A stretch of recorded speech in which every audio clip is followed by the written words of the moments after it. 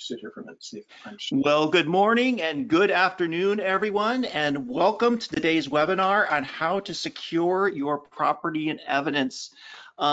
This is a very well-received class because not only with the state of where things are today and things that have been happening across the country, I think the need and desire to be able to understand how to secure your property and evidence facility is of great value and importance, and that's one of the reasons we wanted to bring that to you today. And we are so thankful and just for the graciousness of IAPE to be able to present this training for us today, for you today actually.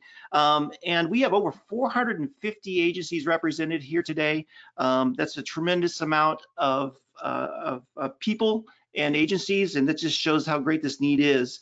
And the IAPE, they normally present this topic during their two-day training class that they provide. So they were willing to offer this at no charge, obviously, and just because we feel that it's so important, and so we are so passionate about you being able to secure and care for your property and evidence. And just a little bit about IAPE. I know some of you probably have attended their classes. For those of you that haven't, the International Association of Property Evidence has actually been around since 1993. They've instructed over 25,000 property room professionals in all 50 states and also the provinces of Canada. And their goal, along with our goal here at FileOnCue, is just to really ensure that anyone who works in the property room, whether it's a supervisor, a manager, a property and evidence technician, that you deeply understand the complexities, the nuances, and the liabilities of caring for the evidence and the custody of the evidence in your property rooms. And so this is why we're doing this today. And this is why we're sharing this with you, and we are very excited to do that. A little bit about us as FileOnCue. We have a lot of customers here today, but there's a lot of you out there that don't know who we are or what we do. We are a public safety solutions platform company. We provide software for physical evidence, digital evidence, quartermaster, fleet management, personnel records. And beyond our software, we're made up of a lot of former law enforcement. Everything that we build, all the training we provide, all the services that we do are built around their expertise. So we are very proud of that, and that's one reason we wanted to do this today for you and provide this, because we feel it's just of tremendous importance for all of you.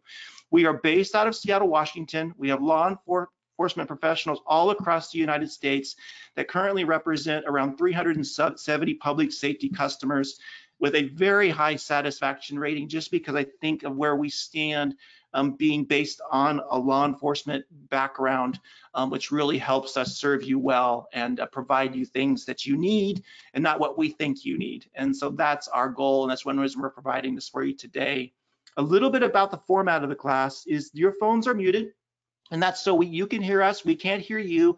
And when you have 400 agencies with you, it's really hard to open up those phone lines. But we know that you're going to have questions during the class. So through your GoToWebinar interface panel, you should have a questions option. We're going to encourage you to submit those questions at any time during the class. We have a number of people from IAPE here that will be fielding those questions. They're going to do their best to answer them. If there's time, we'll open up some of those questions and share them verbally with you and get Joe's answers around those. So this is going to be great. Somebody said they're not hearing me. If you're not hearing me out there, please maybe type in. So let me know. We've got a few people that have said that. So if you're hearing me, maybe in the questions area there, just say, we can hear you. Make sure I'm being heard. So anyways, from here, we also want to share too, at the very end of the class, we're going to be presenting a very short survey that will happen when the class closes out or you leave this webinar today. The purpose for that is number one, did you like it? Was it what you expected? And would you like to see more of it? And how can we provide future training for you? We think we may be able to do more of this in the future, but we want to hear back from you. So please take a minute or two. It's super short, just to let us know how we did. And we're also going to be teasing a solution at the end of the class. We're going to have our president with us about a recovered property platform that will allow you to return property back to the public way easier than you're doing it today. And we're going to tease and share that with you at the very end. So stick around for that. We're going to just take a minute or two to introduce that to you. Okay, so from here, I've done enough talking. I want to introduce Joe Latta. Joe Latta will be our trainer today. Joe is a retired police lieutenant from Burbank, California. He's instructed over 800 of these IAPE classes, And he is tremendously well versed in this. He's also done over 100 audits for law enforcement agencies. So needless to say, he knows his stuff. So Joe will be our trainer today. And then along with Joe, we have Ellen Spain and Rick Meadows with us today. They'll be the ones that will be feeding your questions. So if you have those questions, they'll be the ones that are going to doing their best to keep up with them. So good luck, Ellen and Rick. So I think from here, Joe, are you out there and are you ready to rock and roll? I am still here. Okay, all right. So Joe, I'm going to pass this over to you. I'm going to, maybe we'll just enable your camera here and bring you live. So I'm going to send you that request, and then I will pass everything over to you. And it's on its way right now. Okay. I'm going to make you the presenter. So once you get that prompt, you're ready to go. All right, make sure it's all.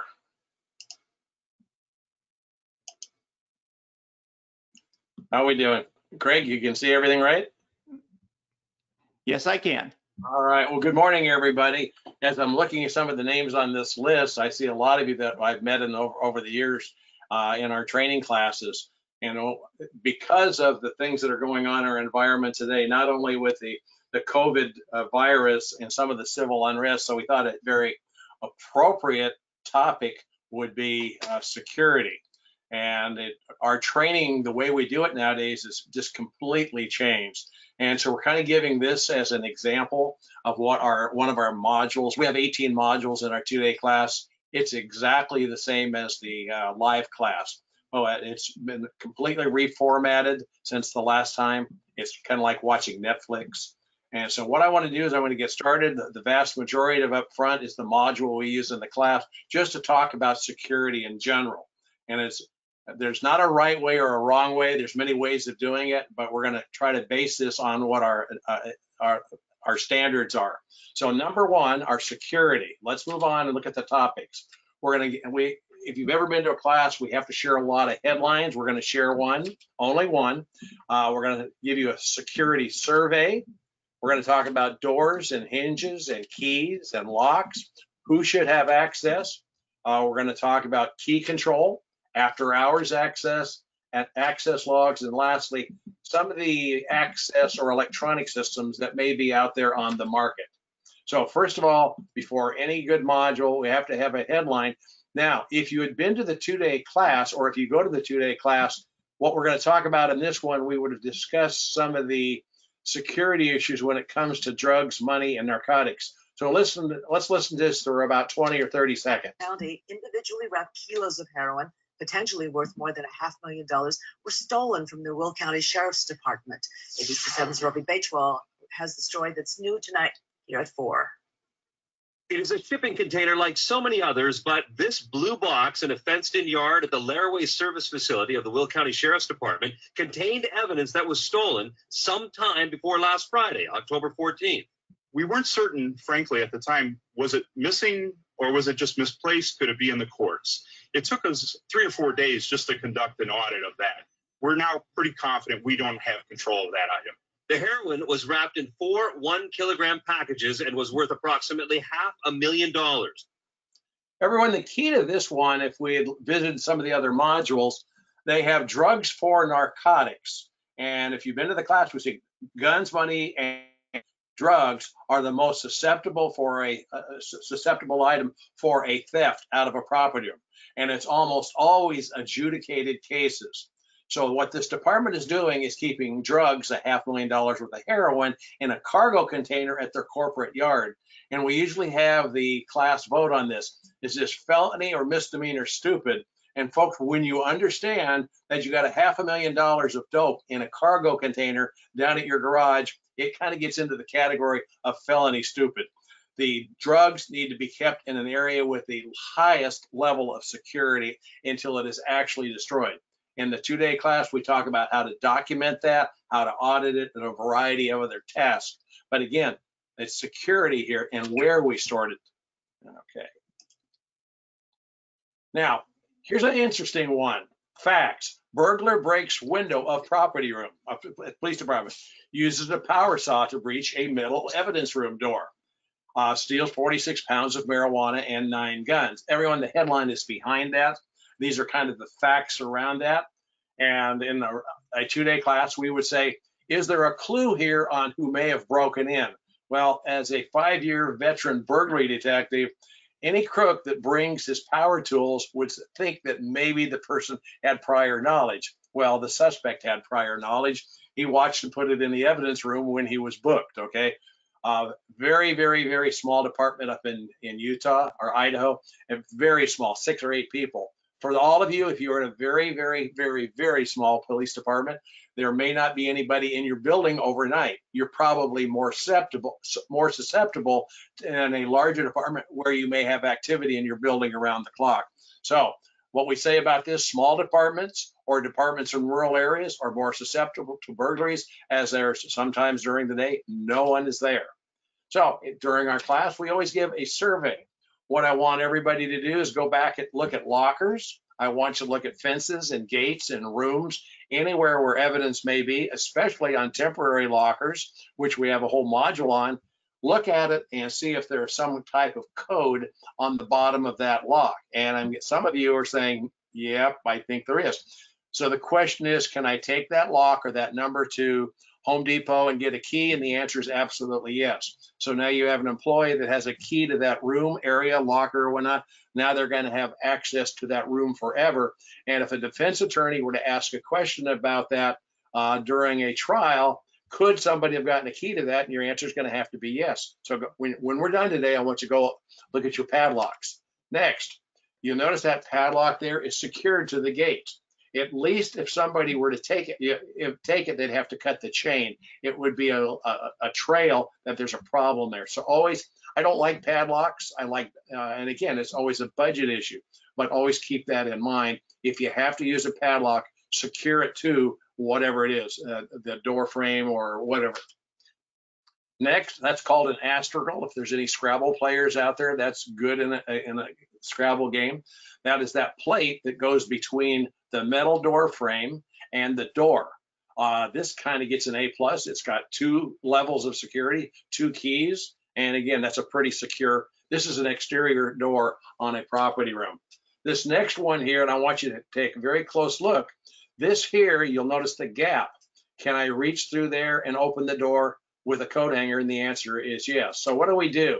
It needs some type of guard there so somebody can't reach through there. In fact, we were doing an audit there, and in fact, we did open the door and get into the property room, to the amazement of the chief who was standing there when we did that. Let's move on here. Always look at your hinges. That's an exterior door to a property room. This particular police department had guns, money, and narcotics just sitting on all the shelves, no specific areas for guns, money, and narcotics, no separate security. If anybody had opened that door, taken the hinge off, gone in and taken something, you would have never known it was missing, until somebody went to look for it 2, 3, 4, 5 years later. So always look at your hinges. Ideally, a hinge should be on the inside, and you can buy security hinges. Can I get into your property room? I probably couldn't, but can someone get into your property room through a T-bar ceiling? We asked the question during all of our classes, is that possible? And I would say 20, 30% will raise their hand and have that sheepish look on their face. Yeah, you probably could. You can get in through the locker room, you get through the restroom. Everyone, look at your T-bar ceilings, and can I get in there and take something, climb back out, and would you ever know it was gone until you do an inventory? And inventories, that's another topic. We don't do as many as we should. This is a department up in the Northwest. It's a narcotics locker. We're not advocating you should do this, but this is metal rafters, welded plates on those rafters, concrete block, and all the cells are poured. Everyone, that gets an A+ for a drug room. And again, you have to, it's always a budget issue, 100% of the time. But I think you'd have to agree that would be a difficult room to get into. Let's talk about doors, hinges, and frames. There's your evidence room. Interior hinges, metal-clad doors are always going to be preferred. Metal door frames, that's probably the best way you can do it. Keys and locks, those are always fun. Remember, you always have something that someone else wants. Let's take a trip down to Beaumont, Texas.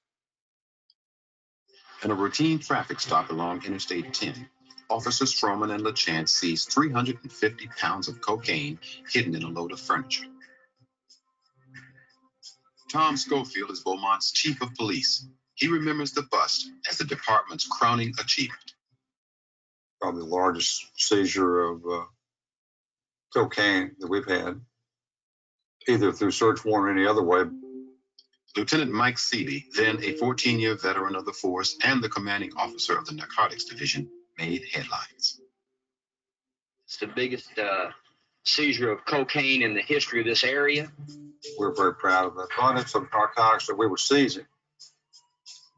In fact, Beaumont's PD was seizing so many drugs that they ran out of room to hold them. So they converted a jail cell into a property room to safely lock away $30 million worth of cocaine. It took 6 file boxes to hold the dope. Because the area was highly restricted, only a few high-ranking narcotics agents and civilians had access to the evidence room. Property officer must go with the officer to unlock the area, and it's checked out, and then it's checked it back in again. It's weighed both times. For months, the cocaine sat untouched. On occasion, the evidence was checked out and used for training the department's K-9 unit. Drugs are checked periodically. But what no one in the department knew is that the mountain of cocaine was slowly being siphoned away, brick by brick. Unbeknownst to anyone, an extra key to the evidence room existed, and the person who held that key was secretly removing the stash. They went to go check out a kilo for training. That's when they discovered that not only was one box gone, all 6 boxes containing the drugs was all gone. Ladies and gentlemen, this is $31 million worth of drugs, and they said they were using it for training. I hope the status of the case is adjudicated. I hope we're not using active evidence. And if it is adjudicated, if the case is over, write us a note on a question and tell us that you think a dog needs $31 million if you're a dog handler, if your dog needs that much to train with. I would suspect that probably that much dope in your property home, it becomes a target. I want you to look at all the employees in your organization and kind of look at a secure closet in your organization. And you say there's 3 bags of marijuana. Do you know anybody in your organization that would steal them? And you all say, absolutely not. If you put $31 million worth of dope in that room, does it become a target? Are people interested in it because of the value? For those of you who have not been one of our classes, the dope from cases that have been adjudicated, you've got to get them out of your property and destroyed as quickly as humanly possible and have regular disposals. And again, that's going to be predicated on the size of your department. A 5-person police department may do it annually. If you have 150 officers, it may be quarterly or twice a year. Get it out, move the target. Fact, officer on duty. This is another newspaper headline from Pennsylvania. Officer on duty the night of the theft. Officer was seen buying a padlock that matched the property room locks. Department surveillance had been tampered with. There's 2 things here to learn. He was able to replace the lock so no one would know he did it with an inexpensive, such as the lock I showed you a few minutes ago. And secondly, the surveillance had been tampered with. Let me tell you what that means. There was a camera system, there was an access system. All of their electronics were in a closet in a mechanical room within the agency that was not locked. He just went in and unplugged it. And again, any type of surveillance equipment, access should be under lock and key with limited access who can go into that room. Here we are at State College, Pennsylvania. Evidence custodian gets duplicate keys, quits the department, moves, turns in the keys, comes back for a visit 2 weeks later, uses the keys, steals the money, gets arrested. Are we changing locks and keys when we change personnel? Turning in your keys is not the answer. And we're going to have some discussions coming up here about changing locks and keys. So we have to have a quiz. Do you take your keys home at the end of the day? I can tell you my 30 years in law enforcement, when I was the sergeant and lieutenant in property, I took my keys home all the time. Does anybody see a problem? Well, the problem is And you say, well, this would never happen, Joe. Could you take your keys home and go to bed and put your keys on the dresser, and maybe some family member takes those keys and goes down to the property? Everyone, remember, we don't all live in big police stations. Some of us work in all sorts of different facilities that have been remodeled, and it houses 6 or 8 officers in rural areas. Could a family member go in there? And you say, well, of course not. Well, let's read what happened up. It's a Salt Lake newspaper, but this came out of Cedar City, Iowa. 3 juveniles arrested for stealing 23 pounds of marijuana from a highway patrol locker. They used a key that belonged to the father, who was the evidence custodian. This is like a 6-person detail that works in Cedar City. If you're not familiar with rural law enforcement, it's not unusual for them to close down 8, 9 o'clock at night, come back the next morning at 6 o'clock. There's nobody there in the middle of the night unless they get called out. Well, Dad came home for dinner. True story, folks. Dad comes home for dinner about 5 o'clock, eats with his family and teenage son, and is telling everybody about the great bust they made during the day, and goes back to work after dinner, works for 3 or 4 more hours, comes home at the end of the day, and goes to bed, and puts his gun belt away, puts his keys on his dresser, and his 17-year-old son heard the conversation. He's been in the station since his entire life. He's been in and out of there with his dad. So takes the keys, goes down to the local highway patrol station, makes entry. There was no alarm. That's kind of the key too. That's always a problem. We don't have alarms. And if it wasn't for a very alert Cedar City police officer noticing activity at the back of the building, they make the arrest. And I'm pretty sure that somebody's saying, Joe, where do you get these stories? That would never happen again. Wrong. That would never happen again. Here we are in Beckley, West Virginia. Fact, captain's wife takes the keys, steals the money from the evidence room. Wife arrested. Judge, quote, unquote, every piece of evidence in that room became tainted. Last bullet there, divorced. So when you take your keys home, if you do, are they secure? So who has access to the property? And this is always good for a debate I don't want to use the word debate. It's not right or wrong. Different size departments have different needs on who has it. But let's ask the question, does the chief or sheriff have access? Do command level people have access? Does the facility manager or locksmith have access? Let me say this about the chief and the sheriff, and I hope some are listening in. But if a kilo of cocaine is missing in your property and an investigation is opened up, who has to be a part of that inquiry? Does the chief or sheriff, command level people, don't they all have to be a part of that? So I know most chiefs and sheriffs have said they do not want to have access any longer, and they hate bringing in a third party to do the investigation. So our advice is probably not to have, you have a 2-person police department, the chief may be the evidence custodian. So there's not one statement I can make that fits everybody, but understand if you are a ranking officer and only have a key because of your rank, you may not want it. It's something to think about. If you've never been to one of our classes, we have about 80 pages of standards. They sort of look like this. I've kind of dropped these in here. You can download them whether a member or not. And it says standard 8.2, a written policy should permit only authorized personnel have access to the property room storage areas, and no one other than property unit personnel should, let me underline that word should, have keys or mechanical electronic access. Everyone, we would ask the question, does that sound like a good idea? You get to make that decision. Another standard, the manager / administrator who has oversight of the property unit and the chief sheriff, chief executive officer of the agency should not, folks, we didn't say they can't, we said they should not have independent, unescorted access into the property room. So for chiefs and sheriffs, if you need to go in there, probably to protect you from any investigation, is to always take someone with you.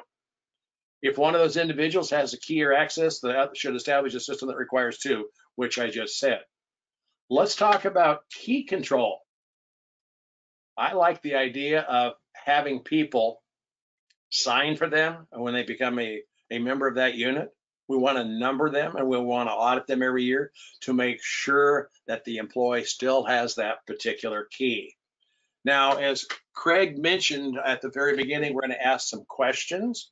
We're going to do 4 and see how everybody's doing. So Craig, if you wouldn't mind bringing the question up. Sure, I'll be happy to do that. So I'm going to bring that question up on the screen for everyone. You can interact with it right there. We'll give everyone about 25 seconds or so to put their answers in. They are anonymous, so we're just trying to get a gauge of the room. So don't be embarrassed or shy. And we got about 20% of you have voted, so we'll give it a little bit longer.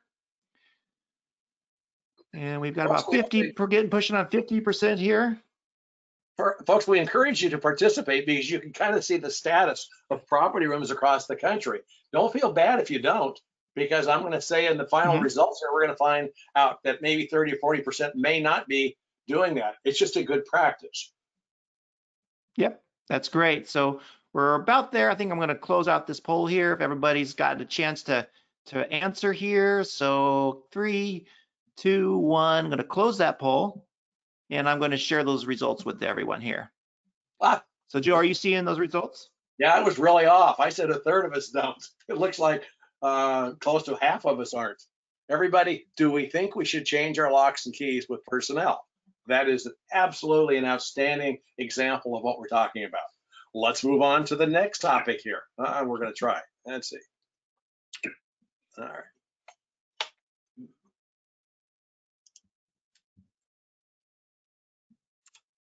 All right, key control, best practice. Change locks for all personnel changes of people who may have had access, including the evidence officer, supervisor, and manager. Everybody, a good practice. Lock changes. Here's an example. It's called an interchangeable core. You can use those in padlocks, or you can use them in the core in any door. They used to be $20, $25. They're a little bit pricey, but when the personnel change, someone in the organization has the key to that core. You send them an email or order it online. Only certain people have access to it. It goes out UPS or FedEx the next day, and that key person is the one who gets to change it. So they're called IC or interchangeable cores. Do you change your locks? Combination locks, and I would say 90% of us don't. I've even done audits where the property officer has written the combination on the top of the safe. Folks, change your locks, change your keys, change your combinations. It's a good practice. Standard locks, access codes, combinations is, and again, like I said, here's one of our standards. We should change them when there's a resignation, termination, retirement, etc. Let's talk about after-hour entries. Let's do a poll on this one. I'm ready, Craig. Okay, I'm going to bring up the next poll here. I know a few of you were saying you couldn't interact with the buttons on the screen. We'll give this a try again. Let's give it a shot and see if it works for you this time. So I'm going to launch that poll. You'll be able to interact right within that poll on your screen, so you don't have to send it through the questions area. So I'm going to let everybody chime in. Everybody's going a lot faster this time, so I think we're getting the hang of this. So we've got about 30. Go ahead, Joe. I was just reading it for him. Okay, but go ahead. Okay. So we got about 60% of everyone there. And you can read that if you want, Joe, but we got. Joe's going to guess here, 40% are going to say yes. 40% say yes? Okay, well, I think you might be surprised. Looks like we've got most everyone chimed in here. It's going to respond. So I'm going to go ahead and close that poll, and we're going to show the results. So let's share results. And there's your results, Joe. Yeah. Everybody, those of you that are in that yes category, you always have to be careful who has keys, because they are part of the equation if something is ever missing out of the property room. So let's move on here if we can. Let's see here. Okay, and I will hide that. There you go, Joe. All right. Let's talk about written policies when it comes to after hours. So we're going to call these after hour protocols. And again, if somebody has to go in, what is the reason for it? Well, they have large bulky items, $31 million worth of cocaine, and then sometimes it's an emergency. So again, those are probably legitimate reasons for having to go in and people having access. If we were in a class, which we're not, but if we were in a live class, I would ask everybody, what is an emergency?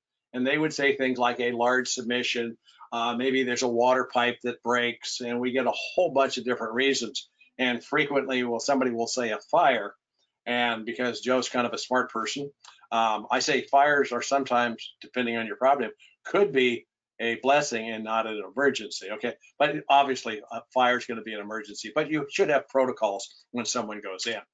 After hour procedures, the absolute best thing we can do is to call the property officer out. Even in some cases, you may have to pay some overtime. When we have somebody else come in and check it out with that key that's hidden in the organization, that's not the best way. So the property officer's not available. Let's think about it.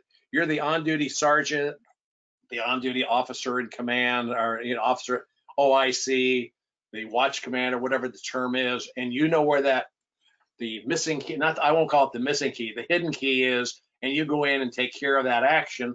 That's understandable. I don't like it. I like calling the property officer out. But let me suggest that anytime that you have to go in that scenario, that you go in with a second person to protect you, and always document it on some type of access log. Now, after our key solutions, what do you, if you have to have a key? I've seen people put it in like a combination key box in some type of a safe that only limited number of people can open up, sometimes in a Knox box. Most police officers are familiar with Knox boxes. The fire departments have those to gain access to buildings. I saw one department that had one of those break glass and a little tiny hammer on to set off an alarm button. I saw one of those in a dispatch center once. In order for anybody to get the keys, they had to go in and break the glass in front of a half a dozen dispatchers. So that's kind of a, you're not going to really do it unless you had to. So, there we go. Let's do it once more here. Written policy. Again, folks, you'll notice down there it says not preferred. I don't like the key, but if you have to do it, sealed in an envelope with evidence tape, initialed by the commanding officer. And if you do have to go in, that other person has to go in. They have to write a memo why they broke the seal to get in. And that key and the envelope go back to the commanding officer the following day, and with that reason why they had to go in. Everybody, this just makes everybody accountable for going in the property room. After hour access, let's talk about that.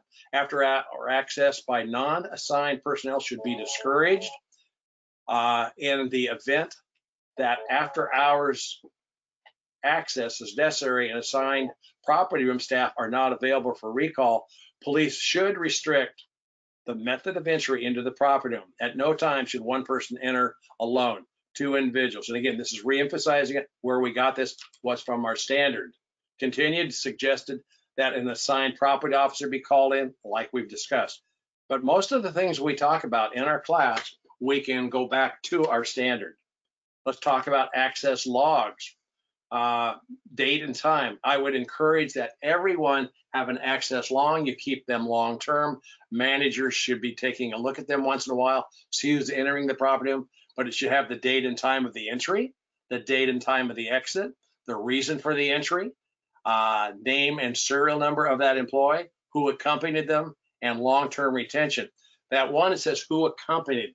For those of you that may be new in the property room, Detective Smith comes down to look at a 500-pound safe that came in last week, and it's in the back of the property room. Don't say, Detective, it's on the back corner there, it's on down on the floor, it's on a pallet back there. Escort them back there, help them, and escort them out. Do not ever let anybody come into your property room unless you're escorting them. That is a good practice. That's what the log may look like. If you come to a class, that we got tons of logs and documents that you may be interested in. Let's talk about electronic. We could probably do 8 hours on electronic access and cameras and whatnot. We're probably going to do 5 minutes or so to kind of give you a kind of an overview of what's out there. We're going to talk about locking systems, alarms, videos, and data retention. So when it comes to locking systems, all you have to do in the Google and run something like swipe cards, and you'll run into 500 vendors. The swipe card is very much like you would see in a hotel room. Proximity cards, and it's got a chip inside of it. You walk up to the door, it reads it and says, that's you. Scramble pads, as you walk up to the door, you'll notice the numbers there are in a random sequence. When you walk up to it and you would enter, the screen goes in that random pattern, and then you hit your number so somebody can't shoulder surf behind you. Just another technology. Biometrics, that may require a retina scan and a fingerprint and or a PIN number. It takes a number of different tasks to get in. Facial recognition and retina scans. And what else is out there? It changes hourly. And I know when I started teaching a lot of this in the class, I had been the project manager of building a new building, and I really felt like I was an expert.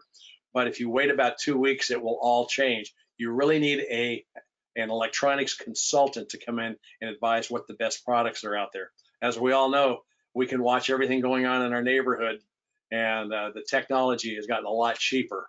So some of the benefits for the electronic systems are it limits the access to authorized users only. It tracks, you can track it in. There's methods of tracking it when you go out, monitors the date and time. And if an employee leaves, the administrator of that goes in and can change them. And you're not having to call a locksmith in to change it. In fact, let me go back to that one. The electronic systems, folks, I've done a number of audits recently in the last couple of years where everybody has a hard key and everybody has the electronic. And when you ask the question, can you get in your room with using the key? Yes.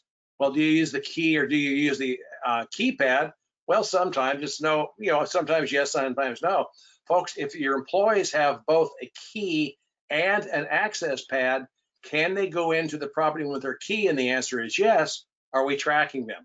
Why did we spend the money to track them if we're not going to use it 100% of the time? That's good for a lengthy discussion within your organization.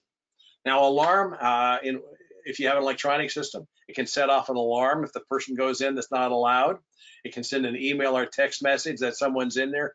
So if you're the sergeant, the lieutenant, and you see that Bob, the evidence custodian, went in on Saturday at 3 in the afternoon, it sends you a text and says who it is and that they're in there. And you say, well, I know that. He went in there to do X, Y, and Z. But you can get alerted immediately what employee went in. And it always acts as a deterrent. When it comes to alarms, Craig, it's that time again. And I'm going to say, it is that time. I know the answer already. Let's bring it up. Okay, well, I've launched that poll. Do you have some type of intrusion alarm to the property room? And I know some people said they were having trouble doing the poll. We've noticed that some of the errors for people not being able to do it is because they were in full screen mode. If you take your presentation, how you're viewing it out of full screen, you might be able to answer. So just for those of it out there that that was an insight from some of you watching it, they found a way to fix it. So give that a try. We're at about almost 70%. It's going to be the most highest turnout yet, Joe. 72%. Going to go a few more seconds. I'm going to say 30 or 40% don't have alarms, and we'll ask everybody if they see that as a problem, and I'm only guessing. Okay, well, we're going to show you right now. So I'm going to close out that poll, and I'm going to share those results with everyone. Wow. Everyone, should we have an alarm on our property room? And it looks like a very large number of us don't. So for all of you, when you're done with that, run back to your boss and say, hey, boss, everybody's got alarms, but we don't. But the fact is, a lot of you don't. Good practice to do that. So let's go on. Okay. Okay, there you go, Joe. All right. It's misbehaving here. Here we go. Let's talk about alarms. And we're going to talk about each one of these for at least 20 or 30 seconds. Intrusion alarms, duress or help buttons, refrigeration alarms, and smoke and fire. All right. When you have an intrusion alarm, that's when you have contacts in your doors and windows. Yes, property homes do have windows. Any type of duct work. We have people escape out of jails through duct work. Can somebody get into your property room through the duct work? We should always have some type of motion sensor in the room. And if you have a flat roof, I've seen departments that will have a seismic alarm. In other words, somebody walking on the roof, it'll pick it up. Duress buttons, depending on the location. If the public's not coming to your counter and you're in the core of the building, might not be important. If you are in a satellite facility, you have all civilians, there's no police presence, I would always encourage it. Or a way of communicating. I know there's property homes out there, they are so tight, their phones don't even work inside. I know one agency, they all carry a lanyard around their neck. It's a help button. It's like, help me, falling and I can't get up. It lets dispatch know there's a problem in the property. But we're talking about a large facility too. Smoke alarms may be mandated by your fire department. It's a budget issue, as you're going to have to pay for that every year. And it should be at a place where it's monitored 24 hours a day. When it comes to refrigeration, it may be mandatory for some types of biological evidence. It should be monitored 24 hours a day. It should be on your backup power system for any type of refrigeration. You don't want it to go down on, you're off on Friday. You don't want it going down on Friday morning. Everybody's off. They're working a 4-day week, and you don't know you have a problem until Monday morning. Next, monitoring it 24 hours a day. Who does it? Dispatch, the officer in charge, private alarm company, property officer or supervisor. You get to choose. And I always like a third party to be involved in it and make sure that other people aren't tampering with the system and 2 people working in cahoots to get in to the property. So a third party is just a good idea. It's going to be your choice and what works best for you, but it's going to probably be a budget issue. Let's talk about videos. We're going to take our last poll. I'm ready, Craig. Okay, here it comes. That poll is up.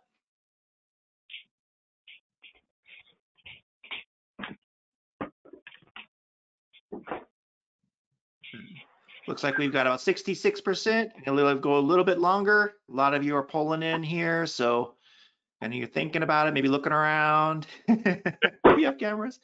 So we're good. I think we're about there. I'm going to close that poll out, Joe, and I'm going to share those results. There's your results. That's great. Everybody, if we'd asked this question 7-8 years ago, it would have been exactly the opposite. But because of the cost of cameras and storing the data, it's something we can probably do nowadays. Okay. Yep. There you go. It's back to me. All right.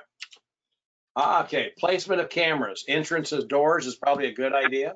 Any transaction counters, any temporary lockers, any destruction area, places where you store your guns, money, and narcotics. Again, where it says lockers, I like it. I like a camera on both sides. Over the years, officers have been 100% sure they submitted something and the inquiry, nobody can find it. And after a couple days, the officer, oh, I found it in my car or whatever. You can resolve lots of problems real quick by having those cameras on your lockers if something is missing up front, during the time of submission for that 24 or 48 hours. So how do we activate them? Obviously, we can do it with motion sensors. If an alarm goes off, if there's broken glass, if a contact is broken, all the cameras can come on. So motion sensors are always going to be preferred. When it comes to data retention, VCRs have kind of gone. DVDs are gone. So we're starting to see servers at our city hall or remote server cloud computing. If we'd ask anybody about cloud computing 5 years ago, everybody would go, oh, no, you can't do that. Well, it's like digital photographs. We're doing it, okay? And again, anywhere you have any equipment in your organization to store all of the backbone systems, make sure that you have it secured in some type of caged area with very limited access. We don't want the property people going in there. We want to be able to have a kind of a neutral security system that is managed truly by a command level person. Here's one. We're going to go through it real quick, and we're about at the end of this first part of the module. City IT employee makes access key to drug vault. City IT, we're going to stress IT employee gains access to the vault. City IT employee steals thousands or hundreds of pills. City IT employee arrested. City employee now ex-city employee and sentenced. Who makes your access cards, everybody? We can have a 30-minute discussion. We won't, but when you leave, have a discussion. Can they get in there? And if so, maybe we need to make sure you have an alarm, and that alarm, that person does not have access to. And when it comes to alarms, if there's a PIN number, all of our employees should have separate PIN numbers. When it comes to the retention of data, problems are generally identified after years, not days. Long-term retention is always, always, always encouraged. And again, the cost of that has plummeted over the years. Now, here's something that I would say 3 or 4 weeks ago, we would probably not have a lot of discussion about, but as we all watch the local news, we've had some issues out there. And so I started thinking the other night, what can we do to sort of fortify our facility? You know, the building has been built. You have what you have. So I've got some real quick slides for all of you to take with you and just to give some consideration. So we have evidence rooms that are in our main facility.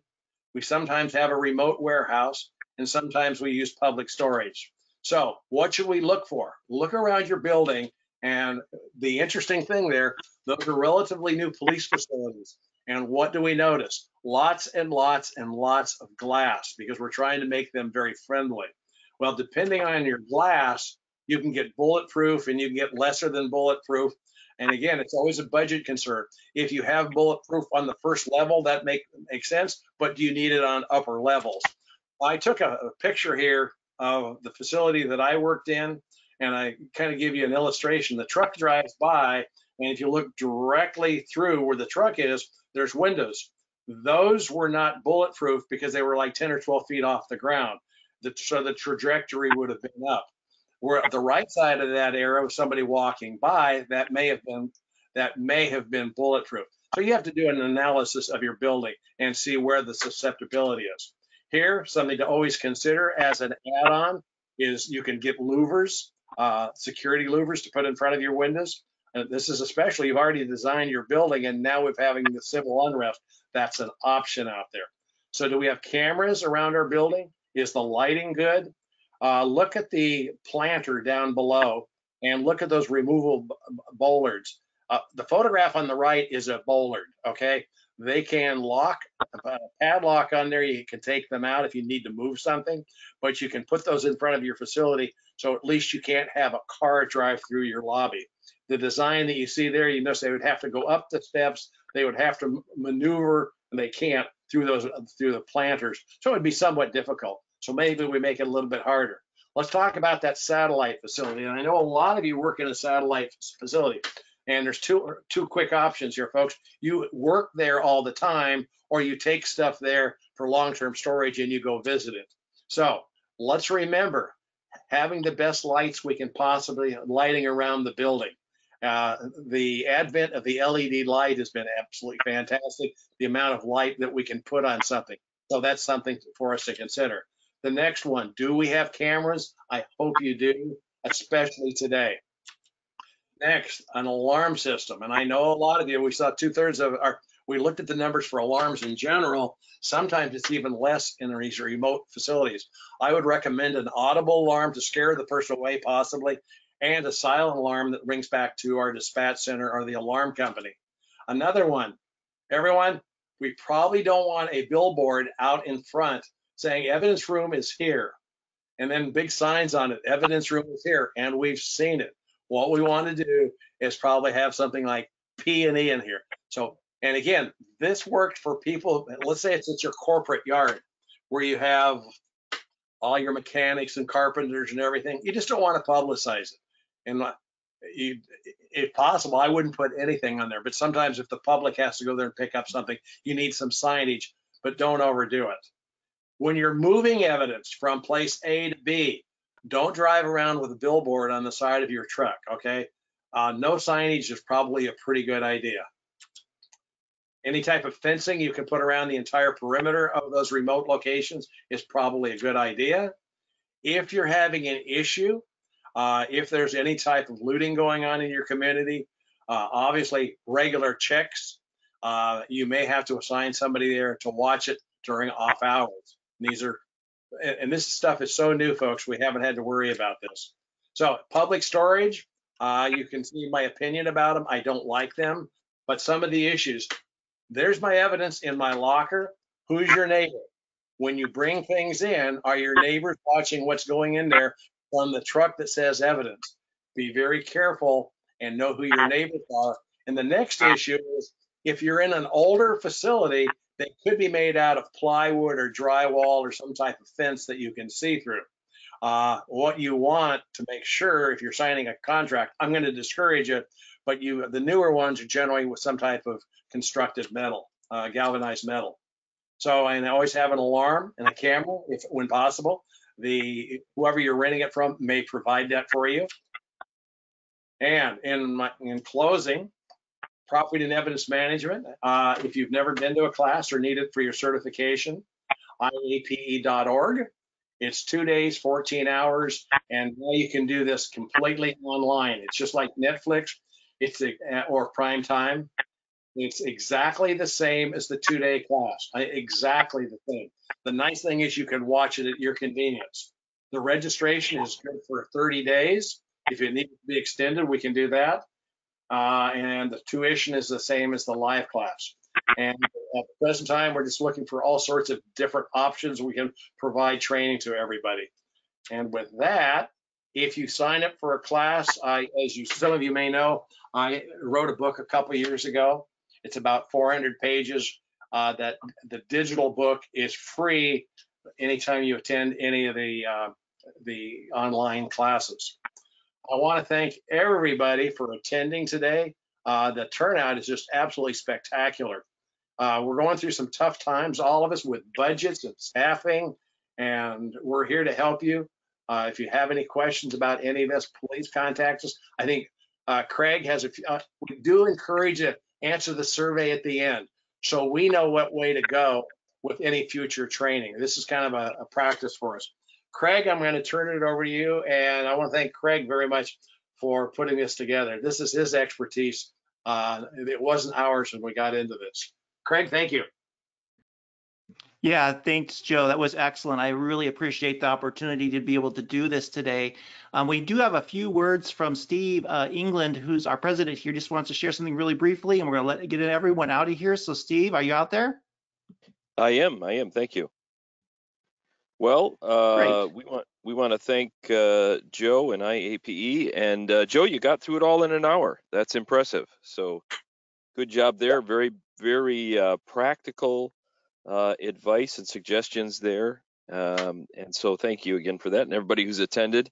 What I wanted to do is, again, you saw those of you who were at the waiting room of the meeting here, you saw FoundDrop being talked about. We're real excited about FoundDrop. It's our newest solution at FileOnQ, and it proactively unites the found property and the lost and recovered stolen property that you get with the public, and it's a really revolutionary in its scope and the way that it works. So we want you to be able to check that out. One of the great things about it is that the community, those who lose things, can go online and file a report, and they can describe things in ways that are much more detailed than a paper form could do. They can put in pictures and so on. And then the great thing is that as you add in evidence into your EvidenceOnQ system, if there is a match to what they've reported, it will automatically let somebody know, hey, this appears to be a match. It will do that for those who have reported things stolen. But even more exciting is it will also let other agencies know and people within your agency that, hey, here's something that you said that you were interested in, and we've recovered this piece of evidence, and I think it might be connected with your case as well. So it really does what you're collecting the evidence for, which is to solve cases, and the good news, gets it off your shelf in a very proactive way. And so it's an exciting product, and again, we love the way that it's part of our public safety platform. And we've got a webinar coming up July 14th that'll show how all that works. You can certainly go out to founddrop.com to get a look at FoundDrop. Don't have to use it as part of our platform, but it works with our EvidenceOnQ and DigitalOnQ, and to provide you a complete solution for all of your property and evidence, digital, physical, and lost and found as well. So excited about that. Thank you for, again, attending this, and appreciate Joe and his insights and expertise, and IAPE, and we have partnered with them since long time, and they've been a great partner. So hopefully you found this very beneficial, and we hope to do something like this in the future. So please be looking for those as well. Okay, thanks, Steve. Joe, thank you, everyone. Make sure to do that survey at the end here if you have a little time. And we appreciate everybody attending. Have an amazing day. And we look forward to seeing you for our next webinar. Goodbye, everyone.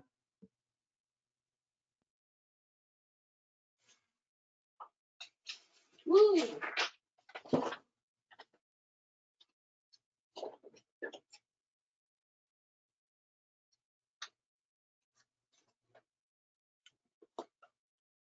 Are you there? Hello? Rick's still here. I'm here. Ellen's still here. This is Steve. I'm still here as well. I don't know that Craig has dropped off. I'm but still Steve, here. you're I'm there? still here. Okay, Let's good. go ahead and take this. We'll take this out of the webinar. We got some people that are still migrating out, and we can. Great job, everyone. Let's do a phone call, maybe, or another session here. You want to do a go to meeting? Yep, I'm going to close this out, and I will send a go to meeting to everyone. I'll be Okay. here.